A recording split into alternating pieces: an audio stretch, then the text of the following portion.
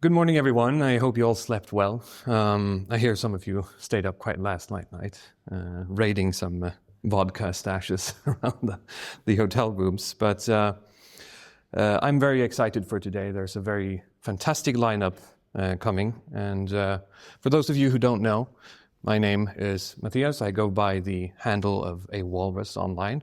There's my Twitter and my YouTube. On YouTube, I run a weekly show called The Longhouse, which is a name that keeps on giving, I find. And every week we talk about a variety of topics, honestly, with a bit of Nordic twist in mind. I am not British, I'm from Norway, and that's going to be, I'm not going to say essential, but it's going to be part of my talk. So, if you want to follow me on any of those platforms, if you don't get a chance to talk to me during the event and you want to call me retarded, my DMs are open for now. We'll see how long that lasts. This talk was termed, "What is Entropy?" But I have to confess that the scope creep has really set in, as it so often does. And so it's my hope that I can talk to you for about 30, 40 minutes now about how you can view entropy from a perennial perspective and how we can stand against it and what it means to stand against entropy. And specifically from my cultural perspective, which is that of the Norse, and perhaps remind all of you English here of some of our shared instincts. I say instincts because I can't really boast any scholarly prowess as much as I'm want to, and speaking after giants like Oren McIntyre and Nima Parvini, the best I can really commit to is trying to communicate a feeling to you guys. And some may think these thoughts to be fatalistic or tragic or black-pilling, but hopefully I will be able to convey that it's precisely the point. It is a point that was understood by some of our greatest men in the Western civilization, some of your greatest men. I'm thinking specifically of J.R.R. Tolkien. He was someone who bridged a lot of the gaps between our cultures, the Norse and the Anglo-Saxon. So I would like to begin by reading a few passages from the Voluspa, the creation myth of the Norse, which is a saga that's preserved in the Codex Regius, the Book of Kings in English, that now resides in Iceland. In this poem, Odin calls upon a vulva, a Norse wise woman, both in the legends and in the society. And he asks her to tell him of the fate of the world.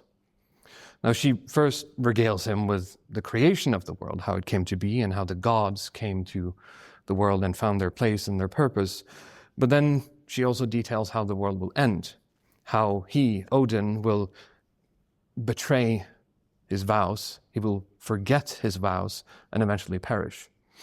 And I especially think that forgetting his vows is something that in many ways is worse than a betrayal, because you're forgetting that you made the vow in the first place. It's very, very tragic that you can't even keep up with the understanding of the original vow you made. And understanding that in Norse poetry, a prophecy is always true is very essential. There's no question to us, the reader, or to Odin being regaled that this is going to happen. There's no way around it. So let me start by telling you some of the details of the end of the world, and I will spare you the Norse version and read from an English translation. So this is from stanza 45 and 57. Brothers shall fight and fell each other, and sisters' son shall kinship stain.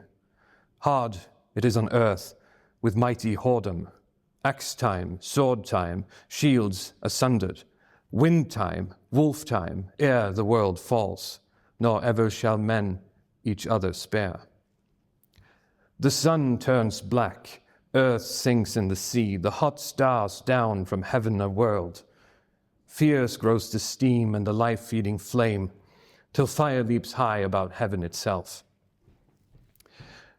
For those of you in the audience who might be fans of Tolkien, you might notice a similarity to the words King Theoden speaks at the Battle of the Pelennor Fields. And shifting gears for a moment here, I think we can all agree here today that we are facing an uncertain future, and not just as individuals, but as peoples, as communities, and as societies. And as an intellectual sphere, we have spent many of the past, many years analyzing and spending a lot of scholarly prowess trying to figure out all of the kaleidoscopic problems that are bearing down on the West. We collect pieces of information that don't really seem to fit until you view them from a certain angle. Though once that angle is achieved and all the pieces are in place, a horrifying understanding reveals itself to us. It's an understanding I've observed in many of my contemporaries, and family and friends and colleagues, and even people here at the Witan whom I spoke to last night. We all express it, not necessarily in our explicit words, but we express it in art, in the way we converse, the way we act. It's an old and profound lesson that has been dormant for a very long time. And it's the understanding that this is all fated to end. I will despair post a bit, so please forgive me if it gets too current. But in economic terms, brief economic terms, the wealth of the modern West is quite unsustainable. The total household spending in certain EU economies is down billions of euros just from last year to now. And inflation is rampant, cost of living has skyrocketed. I have a slide here from France, which shows a staggering dip in household spending just from last year to this year. Now, this is purely monetary spending. If you add to this that inflation on food is 20% in France this year, this becomes an even more bleak chart. I've been told that numbers coming out of Germany are looking similarly, and for other European nations as well. Those who listen to our podcast know that I like to cry about the state of the economy in Norway. Dan Tubb, is Dan Tubb here in the audience? How are you doing? Dan Tubb last year spoke of the elites behind the World Economic Forum and various other NGOs that have extended their tendrils into our daily lives. And if you allow me to be woefully reductive of your points, these elites have caught wind that these issues are piling up, and they're frantically trying to reconfigure society in a way that allows them to stay on top. And sure, it's easy to despair post and the economy waxes and wanes, but overall the uncertainty grows and the vitalism fades. With every action taken, the entropic forces siphon away just a little more directional energy, just a little more vitalism. You will own nothing and be happy, the slogan goes, but at this rate, I feel like the only thing you can really control is whether or not you'll be happy. In cultural terms, we're in a backwater. We produce little beauty, even less transcendent, certainly not much new, present company excluded, of course. Rituals and craftsmen are dead and gone, leaving only the mass-produced goods in their wake. You can build an entire career online on YouTube by complaining that the propaganda we used to make 30 years ago was so much better than the propaganda and art we make today. Politically, our leaders, in air quotes, are at a loss facing these problems. They lack the spiritual, the philosophical, and the political vocabulary necessary to formulate any worthwhile response. And the Machiavellians in the crowd might scoff at me, but I can't help but sympathize with the good men and women out there who will be left to deal with the consequences. What answer will you, or I for that matter, offer when the men who have done everything they've been told realize they've been lied to? When fire leaps high about heaven itself, when they turn to you and ask, what shall we eat? We have no more capacity in our society's spiritual reserves for any philosophy that places man firmly in the ground at a place and at a time. There's no way to find truth, tradition, and belonging. It is all fated to end. I used the word kaleidoscopic earlier, so I want to add a few layers of planes and mirrors until maybe we can intuit the complete image. And I'm going to rely on the work of a number of perennial philosophers for that. And the first one out that I wish to employ is the French philosopher and austere Islamic scholar René Guénon. Guénon was a man who supposedly hated biographies, so I'm going to skip all the personalia and just jump straight to his concepts. He has two books which he's most known for, The Crisis of the Modern World and The Reign of Quantity, and The Reign of Quantity and the Science of the Times, in which Guénon generally critiques the modern way of life, thinking, and being. And I want to highlight two of his most influential concepts. And the first one is the Vedic tradition of the Yugas, which he almost imported into Western perennial philosophy. The Yugas, or the four ages as they're called, are known as the gold, silver, copper, and iron ages, respectively. In Guénon's view, and many other perennial philosophers, mankind is ever devolving from a golden age down towards one of iron, the final and most degenerative of all. Would you like to make a guess which one we're in now, according to Guénon? Yeah. And in this age, where man, despite his technological inventions, find himself culturally and spiritually heading in quite the opposite direction. Another pivotal concept of Guénon is the idea of quantity and quality. The age of gold to Guénon represents a time when man attained true spiritual enlightenment through rituals of the vitalism of the time and the spiritual tradition and his particularism in his existence. It was a time and a place where man existed as truthfully as possible. The dark shadow of this is quantity, as we heard a bit yesterday. It's an age that emphasizes units, the lowest common denominator, the masses, viewing the world in a way such that it fits neatly onto a spreadsheet. Guénon's mode of thinking opens up the possibility for us to view ourselves in a different light and with a broader perspective. It allows us to look beyond the veil of the post-war Western way of thought. And to Guénon, entropy is an inevitable part of the incredibly long cycle of the Yugas that slowly saps the spiritual density of human society. It leaves only the broken husk of quantity shambling into the night. And now I want to consider a similar outlook from another perennial giant, which has already been mentioned, I think, twice, which is Oswald Spengler. So I'm going to skip any introduction to him as well, obviously. He's most known, of course, for The Decline of the West and his incredible negativity. The quote, "Optimism is cowardice," is attributed to him. And he writes in The Decline of the West on how civilizations are brought into being and eventually fade. To Spengler, a civilization is born from a culture with a capital C or an animating spirit. It is the nexus of consciousness of the people that forms based on their specific time and specific mode of being. And then Spengler termed them civilizational organisms that go through cycles akin to the seasons. So it's spring, summer, autumn, and winter. Again, anyone would like to guess what Spengler thinks we're in now? It's winter, of course. Each civilization is bound by a prime symbol, a central struggle or ideal that is born from the culture and is reflected in all of the dimensions of that civilization, such as its spirituality, its art, its architecture, etc., etc. Importantly, as I think it was Oron mentioned last night, Spengler defines civilization itself as a form of stagnation. The moment the civilization is birthed, entropy sort of takes hold and starts chipping away at it, kind of like waves chip away at a cliffside. And I'll quote now from Spengler's works. "Civilization is the ultimate destiny of the culture.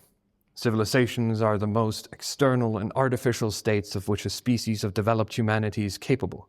They are a conclusion, the thing become succeeding the thing becoming, death following life, rigidity following expansion. Entropy, to Spengler, is a feature of the organism of civilization. And it's interesting to note that we're sort of building layers here. Seemingly, Spengler seems to be operating within the larger cycle of the yugas that Witan lays out, creating sort of multiple cycles of decline.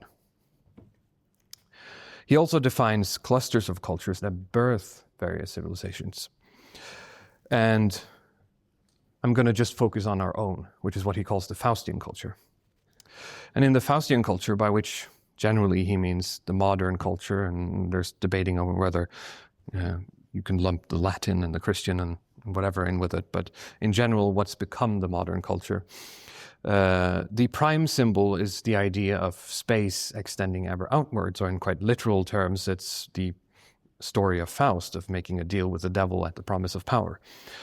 And men of the modern West are ever in search of new horizons and lands to conquer without really thinking about the consequences or what comes after. But it's also, in Spengler's eyes, opened up for another insidious force. It's what he calls ethical socialism. Modern man needs to, through his Faustianism, bring to heel the world around him, and part of this ever-encompassing task and need for control expands his plans to also include his neighbor. He increases the scope of his domain ever outward until he encompasses the lives of every single individual in society. Spengler writes, "Western mankind, without exception, is under the influence of an immense optical illusion. Everyone demands something of the rest. We say, 'Thou shalt,' in the conviction that so-and-so, in fact, will, can, and must be changed or fashioned or arranged conformably to the order. And our belief, both in the efficacy of and in our title to give such orders, is unshakable." Spengler decries this force that has birthed the Kantian imperative, which drains the directional energy and erodes society further. I, for one, find it hard to disagree that the doctrine of the greatest happiness for the greatest number is an ideal quite devoid of anything Guénon would call quality.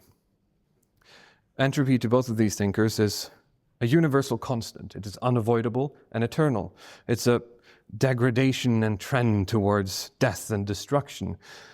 But what form does this take in our current civilizational configuration? Because we can go one level deeper here, below Spengler. And it is those who stand at the forefront of this ethical socialism today that we call the managerial class. So the next thinker I want to bring up is another well-known figure, James Burnham.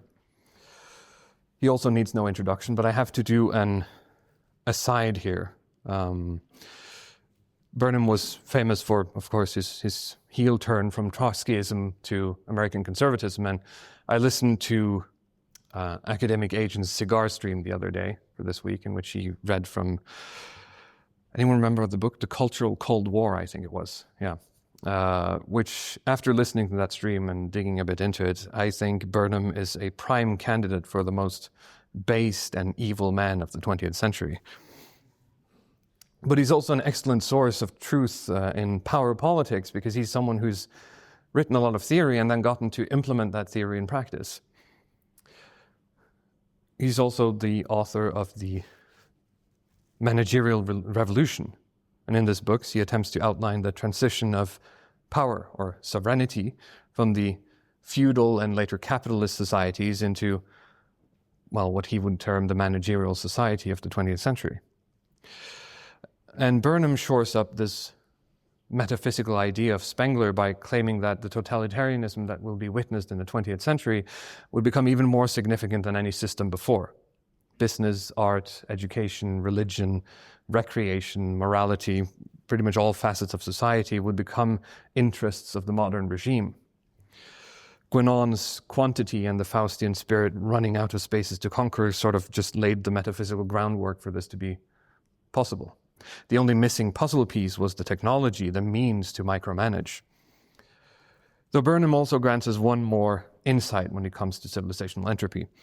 But it's not in the metaphysical sense where Guénon and Spengler operates, but it's in the lens of power politics.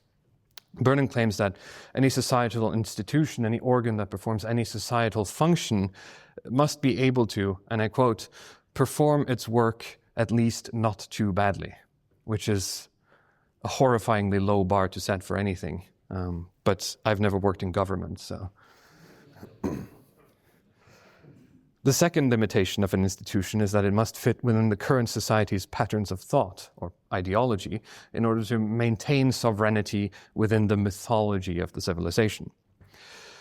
However, the clusters of power in a society are often changing hands and reshaping the acceptable ideology and, of course, the de facto sovereignty of all the institutions within it. And so Burnham argues, do new institutions overthrow the old? So I'll read quite a bit from Burnham right now. The old institution becomes over a long period hardened in the ways of the old society, not sufficiently flexible to readapt itself to the new, and because mass hatred is directed against the old institution as representative of the old order. Though this is the case, the institution where sovereignty is shifted will usually have existed in the old society, though not as the sovereign institution. What will be new will be its possession of sovereignty, not its existence. This tends to be the case because social institutions in actuality change slowly. They cannot be built up artificially overnight. As one of his examples of this happening, Burnham talks about the US and how the power or the locus of sovereignty has moved away from Congress and over to various bureaucratic institutions. And I brought up a cheat sheet here because the next quote mentions a lot of bodies that I want to get right.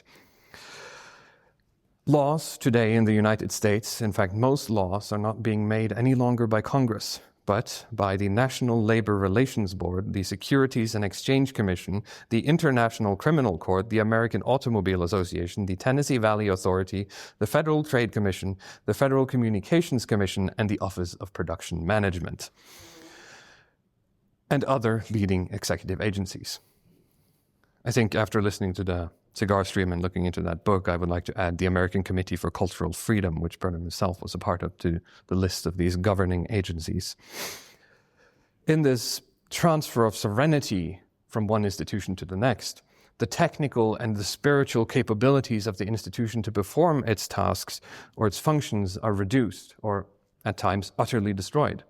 The institution that takes over as the sovereign will and must perform worse when compared to the original forces that birthed the civilization to begin with, the spark or even the imperial altar that academic agent spoke of last night.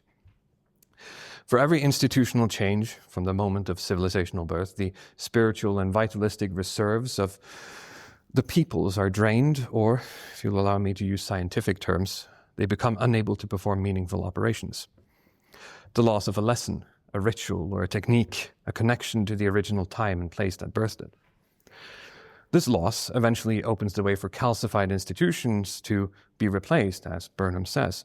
This transfer of vitality and direction sort of double dips into the entropy and suffers for yet another instance of decay, ever more becoming less, every time reducing further into quantity, every time demanding more thou shalt from its members. Whoops. Hello? Okay. So, finally, this is entropy, I suppose. An inevitable, prophesized end where we will betray our friends and forget our vows so completely that we will think we're doing them a favor. A long march into the night that brings death and destruction from which only the brave soldiers of order may save us. Well, I say order, but I'd like to ask everyone here, and I think Oron asked sort of the same thing last night, are we all champions of order here? And you don't have to really answer. The question is rhetorical, and I disagree. So I'm going to quote a bit more and then see if we can't reach out with our mythological senses and grasp the truth. First, I want to quote from one John Ehret, a young American, whose text I found when researching this that I feel encompasses a lot of the things I've been talking about and explains the situation we find ourselves in. Eret writes about what he deems to be the new Spenglerian culture that will be born in the coming times and dominate our future. And so I'm going to read from his essay published in the Genealogies of Modernity project called Oswald Spengler and the Singularity. This unifying symbol of the culture to be is the singularity, or point of infinite depth, in which being is essentially coterminous with consciousness. It is the precise inversion of Faustian space. It is infinite space turned in on itself, abandoning concern with the out there in favor of the in here. And it is the implicit metaphysical principle that orients a way of life mediated almost purely through screens and through the internet, where material culture becomes increasingly irrelevant to the concerns of the day. The fate of our Faustian civilization is to consume itself. Lacking any new spaces to conquer, it turns inward into an infinite space that can be forever brought to heel, consuming the online, the intangible, but also the real world and all the ties that bind us together in a community in the process. So I disagree that championing order is the way forward, and I will make this very clear. If order is to be the opposite of entropy, then what is our enemy today but this twisted Faustian order absolute, or extropy rampant, as Oron told us last night? It's a coddling and soft strangulation of any genuine expression, truth, and beauty, whilst the snowflakes of the civilizational winter descend down upon us. It's not entropy, it's the enemy. It's the harmony of our world that has been skewed. The scales have been tipped in the soul of man. Under the reign of quantity, the soft and abstract bean counters have placed the feminine at its zenith, bolstered by our technology, and then they decree that the vitality and direction of men is no longer required. Unfortunately, by turning inward, this beast becomes much more susceptible to attacks from the outside. Those who see the entropic decay as adventure and opportunity, the low-level barbarians that Academic Agent talked about last night. These monsters who prey upon the civilizational husk can show up at the gate at any moment, and no one will have the strength of will, let alone the arms to oppose them. But in this situation, in this mode of existence, is something both the Norse and the Anglo-Saxons understand. Spengler would probably disagree and put us with the other Faustian cultures, though. Everything ends in defeat, eventually, to us. I'm reminded of comedian Bill Bailey's routine, in which he states that the mind of the English is characterized by assuming that things could always be a lot worse. And something about Britain having the highest ownership of cabriolets per capita on an island that constantly rains. That's very optimistic. Is Bill Bailey a lefty, by the way? He is, probably, right? Yeah. It's a funny bit, anyway. But it's also why poems like the Voluspa contains more than just creation and destruction. And if you'll allow me to read even more from the poem. Now do I see the earth anew, rise all green from the waves again. The cataracts fall and the eagle flies, and fish he catches beneath the cliffs. There comes on high all power to hold, a mighty lord, all lands he rules. From below the dragon dark comes forth, Nidhogg flying from the Nithafjöll. The bodies of men on his wings he bare, the serpent bright, but now I must sink. The Voluspa is a creation myth, but it does a lot more than just establish the stage upon which humans act. It's a poem that encompasses the world's birth, death, and rebirth, and that of the civilization as well. The world of the Norse is reborn after all is said and done, and the gods return to build anew. This is no linear view of time and space, and it's contrary to many monotheistic traditions, and it also never promises a paradise. To the Norse, and I would argue the Anglo-Saxon, courage in the face of such tragedy is our most important tenet. If our enemy is Faustian order abandoning the out there, our culture is and should be the precise opposite. Finally, I will use some of the work of Nathan C.J. Hood, who spoke at this conference last year, because he recently published an article that I really couldn't help but include. He argues that Tolkien harbored a deep understanding of this facet of our cultures, believing that all Germanic cultures are tragic in character, but resolute in facing that tragedy.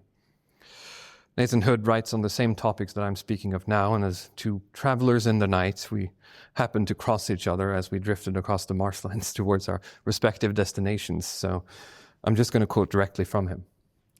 The Norse and Saxon response to impending defeat was that of heroic spirit. Odin did not wallow in pity at the prospect of unalterable doom. He rose to meet it in battle. Tolkien called this attitude northern courage. It was characteristic of Old English legends. In the Battle of Maldon, the beleaguered Anglo-Saxon warriors take one last stand against their Viking adversaries. As the oncoming foe advances to meet them, an old housecarl cries out, "Our hearts must grow resolute, our courage more valiant. Our spirits must be greater, though our strength grows less." In the Anglo-Saxon mind, it was imperative to show indomitable will in the face of death. Defeat did not invalidate the cause or heart of those who stood their ground to the very last. This steely resolve was particularly praiseworthy when motivated of a love of one's lord or kin. To go down swinging was glorious. For this reason, some men might be reckless, risking themselves and those under their command for the sake of honor. For example, Beowulf intends to find the dragon alone rather than along with his bodyguard. In pursuit of greater glory, he thereby needlessly endangers himself and the governance of his people. This struggle, this prime symbol of standing against an outside force, is something that runs in our blood. Our sagas tell of the gods led by Odin, who lives in Asgard, atop of the world.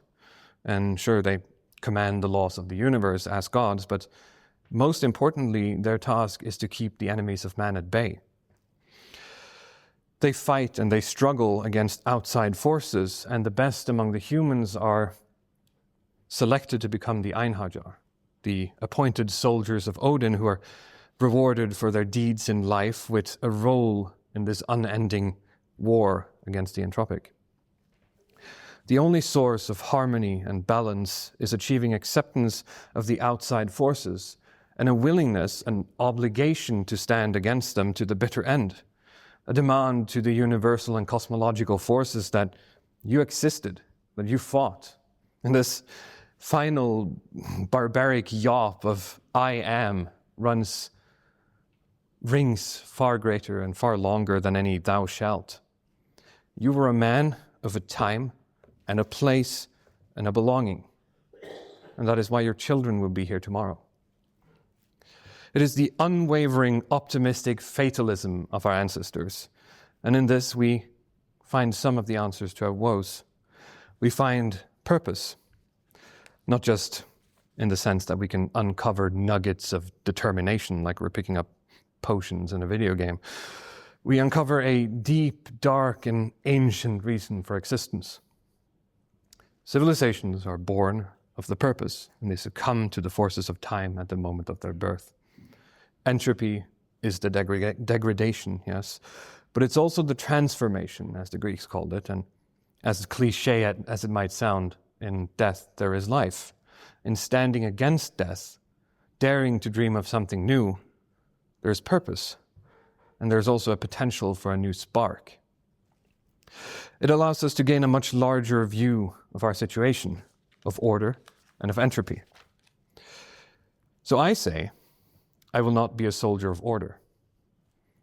I will be a steward of purpose. I will search and I will try to discover as many of these answers that I can, and then I will guard them with my life. So that when good and honest men despair as they're harried by the Faustian order, who destroys and despises all that is beautiful, chaotic, and full of life, when they cry out what they as mere men may do against such reckless hate, I might have an answer. We are blessed in that we have glimpsed a vision of the past and have been granted an opportunity to will it into the future. We are blessed in that we may strive towards honesty in a single moment. And if you'll allow me to complete all of my allusions to Tolkien one final time, this moment that I speak of, this time and this place in our lives, or in the lives of our children, or in the lives of our children's children, when the sun is rising on the dawn of the 5th day, and the king declares, "Let this be the hour when we draw swords together," in our response, or in the response of our children, or in the response of our children's children, may there be no hesitation, no lack of purpose, only a vigilant, harmonic stand against the forces of entropy. Thank you.